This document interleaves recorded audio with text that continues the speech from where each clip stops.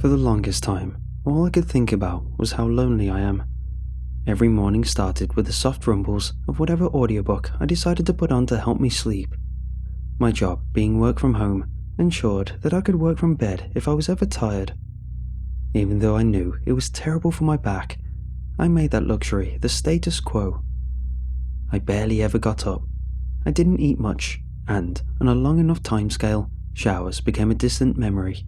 For the longest time, all I could think about was how lonely I was. But I don't anymore. Now all I think about are the spiders. They say that Jesus' biggest miracle was having 12 close friends in his 30s. Even though I was 29, the sentiment echoed through my head on a regular basis. In an effort to pay rent after a round of layoffs at the bar where I worked, I picked up a job managing the social media presence for a big clothing brand.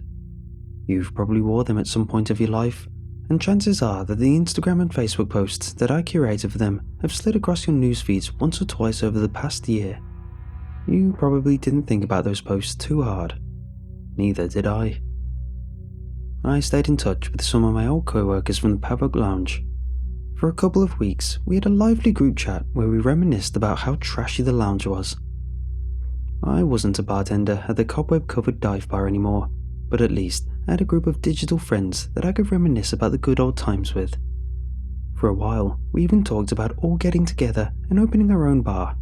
But as time went on, and the stories ran out, we all realised the Pavok Bar was the only thing we had in common. By the time the lounge closed down, the chat was completely dead, as was my social life. My new bosses were happy with the work I was doing on the Instagram captions, but they wanted more interactions with the customers of their product. I thought that having a quota of how many comments I had to respond to a day would make me less lonely, but it did the exact opposite. Have you ever read the comment section on a random clothing brand's photo? No normal human being feels like they have something to say about jeans in a public forum. The vast majority of the people I interacted with on the brand profiles had the social skills of frenzied insects. Every day, I would crawl through the webs of the internet and talked to the husks of humanity that just reminded me how far divided I was from real life. Every second that I spent scrolling on my phone dragged on into endlessness. Yet, the weeks passed in the snap of a finger. My life had become one long, lonely stay in bed with occasional bathroom breaks. But then, an investigative journalist crew snapped me out of my depressive spiral. The role of slave-wage labour in modern consumerism isn't exactly a secret. The expensive minerals in our smartphones don't just happily pop out of the ground on their own. The suicide nets set up around the third world factories aren't there for aesthetic purposes. Cheap clothing brands are an outlandish luxury to the people who weave them. People know these things, but they shrug them off with a, "That sucks, but what can you do?" The excuse works, but it's a lot harder to shrug off when you're watching hidden camera footage from the sweatshops. The fact that the exposé about the factories dropped during a boiling hot summer added an extra glint of relatability to the footage. After the videos went viral, my bosses scrambled to put together a response regarding the allegations. Within a couple of hours, there was a black and white statement on all of our social media pages promising to do better, and I was given a 2-week paid vacation while the corporate spin doctors stabilized the situation. I spent the first week of my vacation sweating in bed on a never-ending catatonic scroll through the interwebs. My entire newsfeed was filled up with automated car factory content that the algorithm presumed I liked. I didn't. I just hoped that somewhere along those videos of many-armed spider god machines, I would find some semblance of social interaction, a live concert, a birthday party, anything. Instead, I scrolled across an advertisement. A dinky facsimile of a rainforest, limp vines hanging from jagged plastic rocks, tufts of mist flowing down from a fluorescent lit ceiling. Mezirik's butterfly garden. But it wasn't the garden that caught my attention. It was the address. Butterflies lived where the Pavok Lounge once stood. As I lay on that gross mattress, I decided it was time to get up. The rest of the world was moving on. I figured I would go check out the incessant march of time. The afternoon sun scorched everything in its path, and I was drenched in a new layer of sweat within minutes. But there was a cool melancholy stirring in my veins. Even though I was going to see some dingy butterfly garden, I was taking the same commute that I would take back when I was working at the Pavok Lounge. The subway wind ruffled my hair as I rode down the escalator. The tram was just as packed and sweaty as it had been the previous summers. I could recognize the mundane bits of a happier life I had once lived. When I got to the butterfly garden, I recognized another part of my old life. All the decor from the Pavok Lounge was gone. Where neon lights and graffiti once loomed, there were conservative light fixtures and pixelated pictures of exotic butterflies. The crisp sound of classic rock that would bounce through the underground halls of the bar were now replaced with soulless meditation music that would fit right into a 3-hour YouTube playlist. But as I walked towards the ticket stand, I could recognize a familiar, hulking face. Emil! When I entered, his shaved head was bowed in complete concentration, trying to understand something on his tiny phone. Yet, as he heard his name, Emil looked up. For a split second, there wasn't a hint of recognition in those dark eyes, but finally Emil smiled his chip-tooth smile. Hey you, he said. You're one of the bartenders who used to work here, right? On some nights, back when the only bugs at the Pavok Lounge were the flies in the men's bathroom and the hungry spiders that crawled across the ceiling, I would stick around for drinks after my shift ended. A good chunk of those nights was spent hanging out with Emil, the mammoth Moravian bouncer, and chatting about life. I distinctly remembered how the man could freely transition between headbutting the groom of a drunken stag party to excitedly talking about the puppy he had at home. For a second, I was hurt he didn't remember my name, but I was just happy to be talking to a familiar face. How's Zoe doing these days?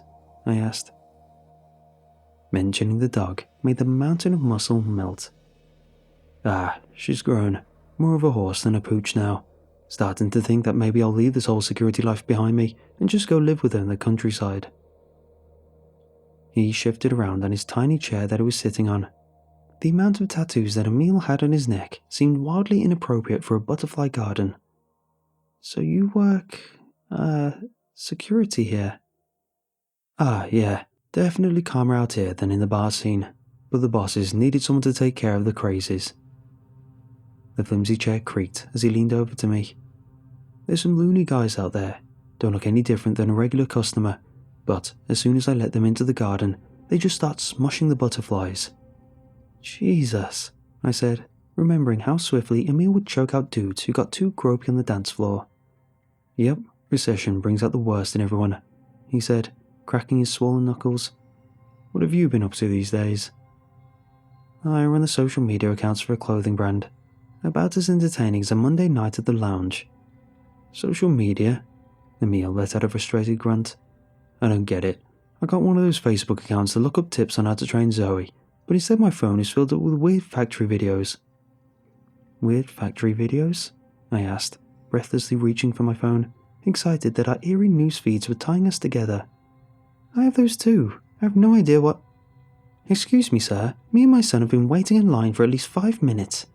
The sharp-faced woman standing behind me had a haircut that firmly put her into stereotype territory. She looked like the type of person who enjoys talking to managers. I want to see the butterflies, Mummy. I want to see the butterflies. The snot-faced goblin yelled as he held her hand. Would you two gentlemen mind having your personal conversation in your own time? The Karen hissed. Emil smiled and motioned me towards the butterfly garden entrance. Ex-Pavok employee discount. Enjoy. Don't smush any of the butterflies, and let's grab a beer sometime soon, Jake. My name is not Jake, but the free entry and promise of future social contact elated me enough to let the wrong name slip by. I made my way past the corridor filled with dry academic descriptions of the butterflies I was about to see and entered the garden. The newsfeed advertisement didn't do Messier X Butterfly Garden any justice. Sure, the plastic stones looked as fake as one would expect, and the few bits of natural foliage were in desperate need of a gardener, but the garden itself was an oasis of calm in a sweaty world. A cool mist flowed down from the ceiling that made me completely forget about the heat of the summer. The artificial waterfall, intermixed with the droning meditation music that played off the loudspeakers, saturated the garden with a legitimate feeling of peace. Bright-coloured butterflies drifted through the underground room without a care in the world as I started to fantasize about a blossoming social life. Emil and me would eventually go grab a beer. He'd stop calling me Jake. We'd become real friends, and he would introduce me to his own social circle. A bright future tugged at my imagination. The bratty kid that the Karen had brought in kept on yelling stuff about the butterflies, but his shrieks dissipated into the cosmic calm radiating from the garden. A gentle bug adorned in regal purple landed on my wrist. The legs of the butterfly gently caressed my skin as it explored my body. I found myself thinking about how butterflies taste with their feet. I wondered how I tasted. I wondered what the alien creature thought of me, what it thought of our interaction, what it thought of humans in general. But then, as the fragile bug sucked at my moist skin, I felt another set of insect feet to my body. It moved down gently from my neck to my shoulder. By the time its hairy appendages caught my attention, the creature was crawling down my arm. 8 skinny legs and 8 black eyes. The thick-bellied arachnid was creeping towards the unsuspecting butterfly on my wrist. I tensed up and reminded myself that grown men don't scream in butterfly gardens and tried to casually brush the spider off to the floor. The creature clung to my body with an imperceptible tightness, and as soon as my hand passed over it, there was an octet of black marbles staring daggers into my soul. I didn't want to move. I didn't want it in my hand. We were at an impasse. I tried to brush the spider off again, but before I even raised my hand, the creature retaliated. Hairy fangs pinched my skin with the intensity of a branding iron. "Ah!" I yelled. My reflexes kicked in. A sharp slap cut across the meditative mood of the garden. The regal butterfly fled frantically from my wrist towards the fluorescent lights above. "Mummy, Mummy, that man killed a butterfly!" A scream came from behind me. The contents of the butterfly sack were oozing beneath my palm. "It wasn't a butterfly, it was a—" "You're sick! Why would you kill an innocent butterfly? Why would you come here and murder those beautiful creatures in front of my child?" the Karen screamed in a shrill voice. "You should be ashamed of yourself. Freaks like you should be locked up. Security!" Before I'd explained that I held no hatred towards butterflies, the door to the garden burst open and a raging bull of a man approached me. "Did you smush a butterfly, Jake?" Emil screamed with the type of fury in his eyes that I thought was reserved solely for the people who vomit on the bar. "Yes, he did. Throw him out. Call the cops. He's a butterfly-killing psychopath," the Karen screamed almost joyfully. "What did I tell you about smushing the butterflies, Jake?" "My name's not Jake." Emil ended any chance for me to explain myself when his thick skull connected to my fragile nose. We were not going to be grabbing a beer anytime soon. I bought some frozen peas to ease the pain that was burning in my nose and arm. I also grabbed some rice and a couple of chicken fillets in the hopes of treating myself to a home-cooked dinner, but by the time I got home, any aspirations of having a nice evening had become a pipe dream. The taste of my own blood wouldn't leave my mouth, regardless of how much Listerine I washed through it. Each breath that I took through my nose sent echoes of the headbutt down my neck, and the spider bite on my arm had swollen to the size of a ping-pong ball. Instead of cooking, I ate a couple handfuls of stale chips and lay down in my sweat-drenched bed. The melting pack of peas I draped over my face eased the pain in my crooked nose, but it amplified my misery. I was friendless and bloated and resigned to breathe through my mouth while everyone was enjoying their summer. The sun had barely set, but sleep came easy. I convinced myself I could turn my life around as soon as I woke up. I didn't. Everything around me filtered itself through a fever dream. I couldn't tell whether I was awake, asleep, or a mixture of the two, but I was confined to my bed by a gentle yet irresistible force. Just as I was trying to make sense of the reality I was in, a group of short silhouettes manifested itself around my bed. At first, they observed me, giggling like children, but soon they broke into song. Itsy-bitsy spider crawled down the lonely man. crawled from his head and bit him on the hand. The itsy-bitsy spider was smushed under his skin. The mother might be dead, but long live her kin. The figures let loose another round of giggles. They sounded like kindergartners, but as the features sharpened under the moonlight, all thoughts of humanity left my head. Their bodies were short and stubby, the bodies of children, but their heads were covered with thick bristles of hair and fangs. Mucus dripped from their mouths as those shapeless eyes drew closer. From a fit of laughter, one of the arachnoid figures launched its fangs at my swelling arm. I woke up. The packet of peas on my forehead had grown damp and warm. The hot summer night had coated my entire body in a slick layer of sweat. Yet, as disoriented as I was, as bewildering as my dream was, the bloated spider bite gripped my attention with sobering fear. Even in the dim light of the moon, I could tell that the skin of my arm had turned a dark red.